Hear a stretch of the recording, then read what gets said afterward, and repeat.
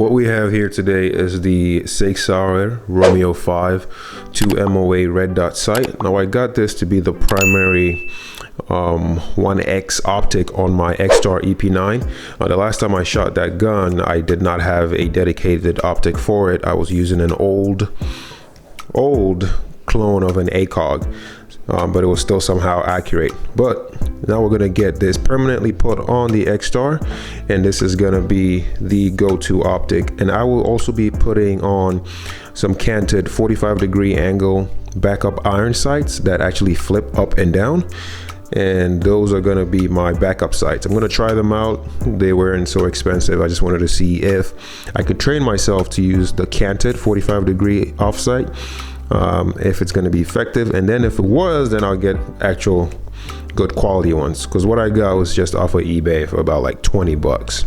So here we have the 1x red dot from SIG, reputable company. This is a good entry-level optic for a basic budget gun like the Extar EP9. So I'm excited to try this out and see what it's all about. This is sealed in the original box. I'm gonna be taking this out the box, and you're gonna get a first-hand look at what it looks like. So you get an unboxing and an installation on it. Unfortunately, I won't be able to fire shots because it's 2020 and there's no ammo. There's no ammo. So I'm gonna have to sight this in at another time, very conservatively, you know. All right, let's get this box open. So there's a seal on one side. I don't know if it should be on both, but there is a seal. Focus right there on this side, letting you know it's genuine, and it won't open, so I'm gonna need a knife. Done. So here we go. Let's put that aside. Open that. So first thing in the box you get is your manual. Owner's manual. You want to read through this properly to make sure you can operate it, yada yada yada. I'll look at that later. Got a microfiber glass cleaner, whatever they use to clean glasses, but this is going to be for the lens specifically, because you don't want to use just anything to clean your lens. All right, and here is, sorry if the camera keeps shaking, I keep hitting my setup and mount, but this is the optic.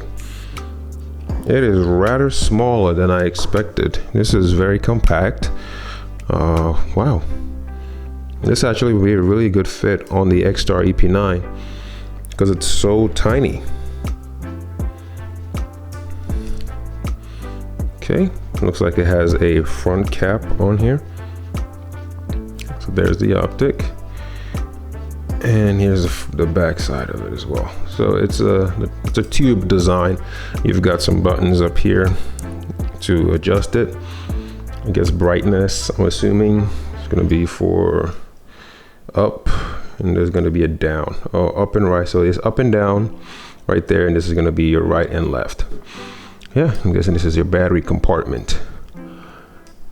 But yeah, let's see what kind of battery it uses. Okay, that's something worth noting. There is no battery in the optic out the box. Let's see if the box contains a battery. This is your adjustment tool. You have a mount for it. Ah, there she is. There is a battery.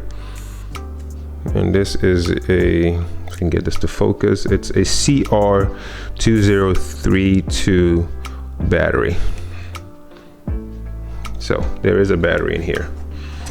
Silica gel, and there's nothing else in the box, so we put that aside for later. All right, so I'm gonna go ahead and just put the battery in.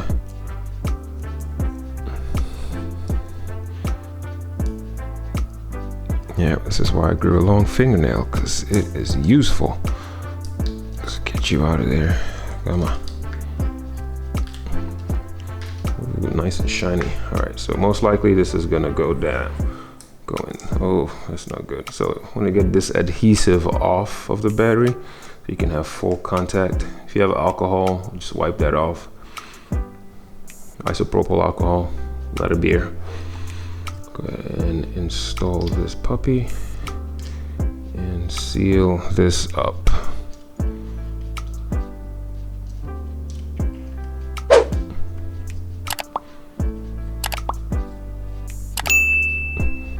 Make sure it's nice and tight. All right, so battery is in there. I'll go ahead and mount this on the weapon. Ladies and gents, here it is mounted on the Extar. Zoom out so you can see what the whole thing looks like. There it is. Obviously clear, no mag, bolt back on that side for all the safety Nazis out there. I mean, you do gotta be safe handling these things. Here we are. That's what it looks like. Very nice. I like it. It's low profile, and the color actually matches well with the black plastic on the upper of this gun. So that's a nice look. Very sleek. I like it. So now let's go ahead and throw on these canted sights that I talked about. So these are my backup BUIS iron sights, and when I bought them off of, I think this will focus. There it is. Sioux Force. I have no idea what this company is, but when I got them off eBay, it did not say anything about it being a Sioux Force product. But here we have them. They are 45 degrees. Here is the rear sight. It flips up and down. You have your larger aperture and smaller aperture as well. And here's a front side, which is fixed. However, both of these flip, even though they are mounted like that, they both do flip up. There's a little button on the side right here that allows them to push in, and it flips up, and it feels very sturdy.